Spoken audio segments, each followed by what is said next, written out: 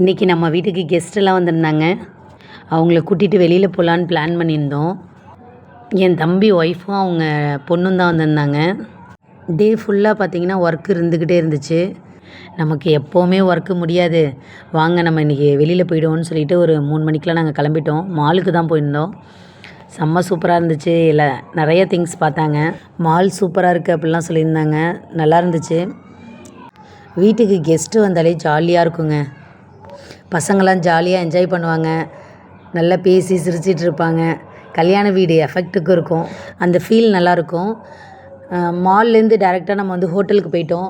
Night டின்னரை முடிச்சுட்டு வந்துடுவோம் அப்படின்ட்டு போயிட்டோம். நம்ம எந்த ஹோட்டல் சூஸ் பண்ணோன்னு பார்த்தீங்கன்னா வேலன் கஃபேன்னு தஞ்சாவூரில் இருக்குது.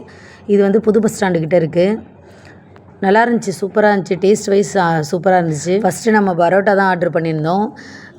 வெஜ்ஜு குருமா அவ்வளோ டேஸ்ட்டாக இருந்துச்சுங்க, செம்மையாக இருந்துச்சு. சாப்பிட ஒன்று ஒன்றா கொண்டு வந்து வச்சுட்டு இருந்தாங்க. நம்ம சிக்கன் நூடுல்ஸ் ஆர்டர் பண்ணியிருந்தோம். 65 ஆர்டர் பண்ணியிருந்தோம். நல்லா சாப்பாடு எல்லாமே பார்த்திங்கன்னா சுட சுட வந்துச்சு. அதனாலே டேஸ்ட்டு சூப்பராக இருந்துச்சு. ஃபைனலாக மில்க் ஷேக் சாப்பிட்டு வீட்டுக்கு கிளம்பிட்டோம்.